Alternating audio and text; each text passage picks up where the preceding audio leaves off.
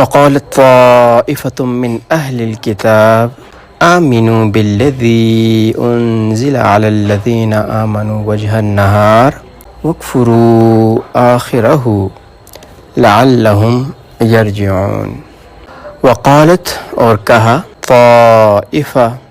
ایک جماعت نے من اہل الکتاب اہل الکتاب میں سے آمینو ایمان لاؤ تم مان لو بالذی جو کچھ انزل نازل کیا گیا علی الذین آمنو ان لوگوں پر جو ایمان لائے وجہ النہار دن کے اول حصے میں صبح کے وقت وکفرو اور منکر ہو جاؤ انکار کر دو آخرہ اس کے آخر میں لعلہم شاید کہ وہ امید ہے کہ وہ یرجعون پھر جائیں لوٹ جائیں واپس آ جائیں. وقالت طائفۃ من اہل الکتاب اہل الکتاب ان میں سے ایک گروہ ایسا ہے انہوں نے ایک بہت بڑی ایک چال چلی اور اس کے بارے میں ہمیں خبردار کیا جا رہا ہے. اور ایک لحاظ سے اللہ ہمیں یہ بھی مسلمانوں کو بتا رہے ہیں کہ یہ کس طریقے سے چالیں چلتے ہیں, کس طریقے سے کنسپریسی پھیلاتے ہیں, کس طریقے سے یہ اپنے مذموم مقاصد کو حاصل کرنے کے لیے کس طرح کے ہتھ کنڈے استعمال کرتے ہیں, یہ اس آیت میں بتایا گیا.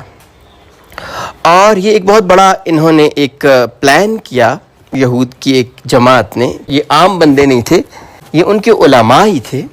ان میں سے کچھ لوگ تھے. انہوں نے سوچا کہ اب یہ مسلمان تو دن بدن بڑھتے چلے جا رہے ہیں, جو بھی ایک مرتبہ مسلمان ہو جاتا ہے وہ مڑ کے اس کو اگر کاٹ بھی ڈالیں تو وہ کبھی بھی شرک کی طرف یا اسلام کو چھوڑنے کی طرف راغب نہیں ہوتا. تو کیا کیا جائے ان کے ساتھ کہ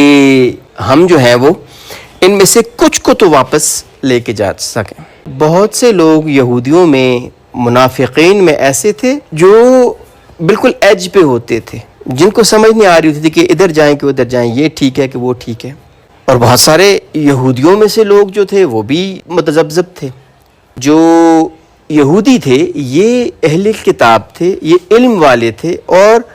ایک ان کے بارے میں ایک قدر کہہ لیں یا ایک جس کو کہتے ہیں نا ایک روب یا ایک دھاک بیٹھی ہوئی تھی کہ یہ تو بڑے علم والے ہیں جی, ان کی تو کتاب والے ہیں.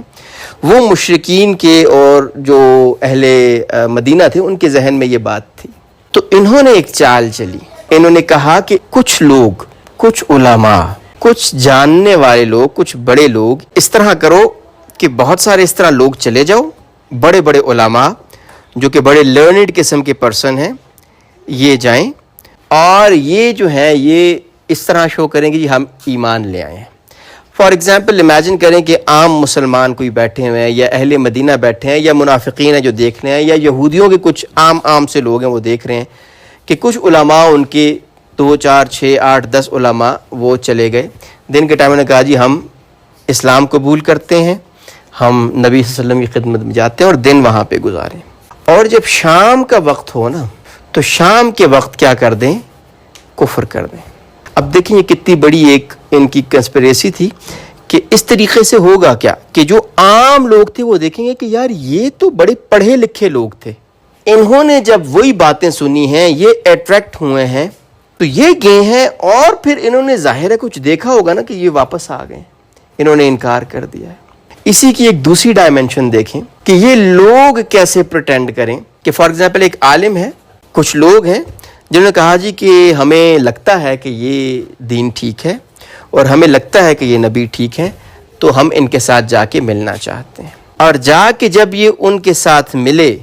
پورا دن گزارا تو واپس شام کے وقت آئیں جی نہیں جی ہم تو سمجھے تھے یہ ایسا ہے لیکن یہ تو ایسے نہیں ہیں, یہ تو ویسے ہیں,